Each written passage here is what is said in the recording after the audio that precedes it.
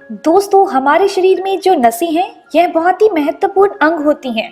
खून को एक जगह से दूसरी जगह पर ले जाने का काम करती हैं, जो जिंदा रहने के लिए बहुत जरूरी है। लेकिन कई बार किन्हीं कारणों के चलते हमारी नसें कमजोर पड़ जाती हैं, जिसकी वजह से हमें कई तरह की शारीरिक परेशानियों का सामना करना पड़ता है। नसों में दर्द रहने लगता है और इन्हीं नसों के दर्द को नर्व पेन कहा जाता है।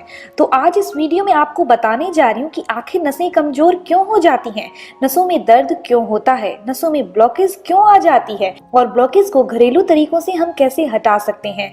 इन सभी चीजों की जानकारी आज इस वीडियो में आपको बताने जा रही हूँ, तो वीडियो को एंड तक जरूर देखिएगा। सबसे पहले जानते हैं आखिर नसें कमजोर क्यों होती हैं। दोस्तों, डायबिटीज की वजह से नसें कमजोर हो सकती हैं। हाई ब्लड प्रेशर या फिर आर्टरीज के अंदर फैट जमा होने के कारण भी नसें कमजोर हो जाती हैं। इसके अलावा अगर किसी तरह का इन्फेक्शन हो जाए तो भी नसें कमजोर हो जाती हैं। कभी कभार शरीर में हार्मोनल इनबैलेंस के कारण भी नसें कमजोर पड़ जाती हैं।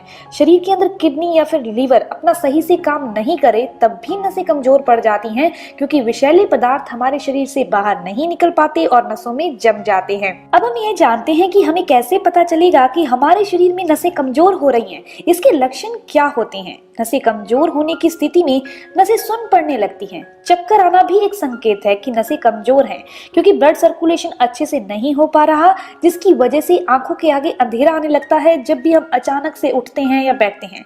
ऐसा लगता है जैसे शरीर में जान है ही नहीं। कमजोरी नसों में बहुत ज्यादा रहती है और दर्द भी रहने लगता है। इसके अलावा शरीर में बहुत पसीना आने लगता है। नसें कमजोर होने की स्थिति में ब्लड प्रेशर बढ़ जाता है। पेट में भी कई सारी बीमारियां होने लगती हैं, जैसे कि अपच, गैस या फिर याददाश्त कमजोर होना, रात को अच्छे से नींद नहीं आना, शरीर में खून की कमी होना, दिल की धड़कन तेज होना भी नसों की कमजोरी के कारण है।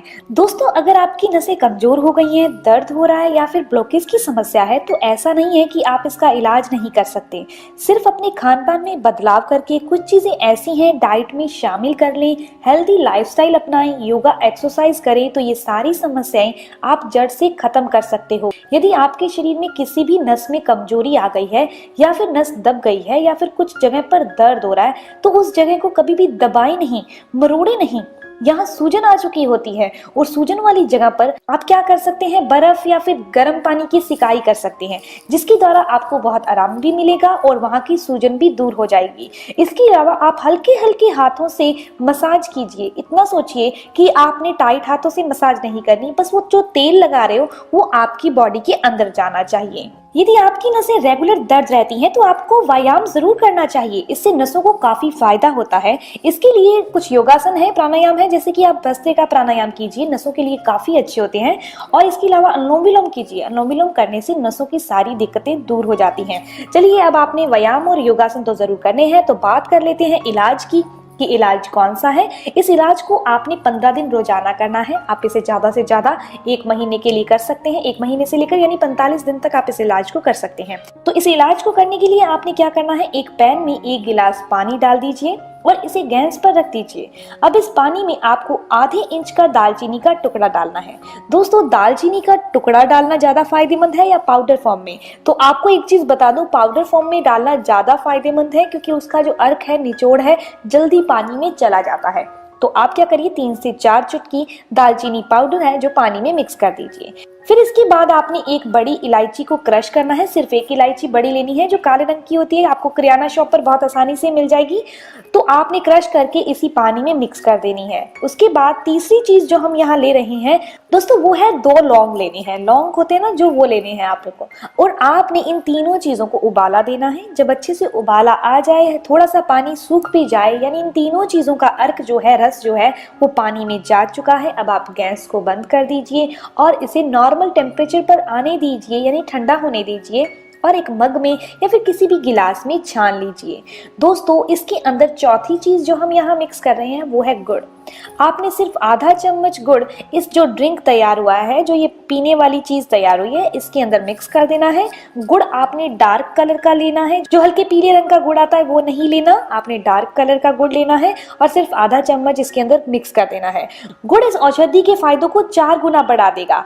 इसे पीने के कोई साइड इफेक्ट नहीं है, आपको पावरफुल इफेक्ट्स मिलेंगे। दोस्तों, इस ड्रिंक का सेवन आपको रात को सोने से पहले करना है। यह जो हमें औषधि बनाई है, यह एक आदमी के लिए है। अगर आपके घर में 2 आदमी हैं, इसे पीना चाहते हैं तो इसकी क्वांटिटी को आप डबल कर दीजिए। दोस्तों, इसके इस्तेमाल से शरीर में ब्लड का फ्लो अच्छे से हो जाएगा। आपको कभी भी हार्ट ब्लॉकेज की प्रॉब्लम नहीं होगी। इसके अंदर विटामिन, प्रोटीन भरपूर मात्रा में पाए जाते हैं।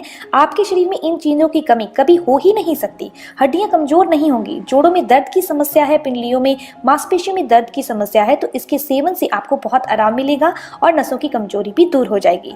तो इस ड्रिंक का इस्तेमाल तो आपको करना ही करना है। इसके अलावा कुछ खाने वाली चीजों के बारे में बताती हूँ जिसको रेगुलर आपको अपनी डाइट में शामिल जरूर करना है। जैसे कि आजकल आपको पता ही होगा, जो भी हम खाना खाते हैं उसमें पूरी तरह से न्यूट्रिशन नहीं होते, जिसे हमें अलग से लेना पड़ता है। लेकिन कुछ खाने वाले सीड्स यानी बीज ऐसे हैं जिनमें अच्छी मात्रा में न्यूट्रिशन होता है, पोषण होता है। तो सबसे पहली चीज है अलसी।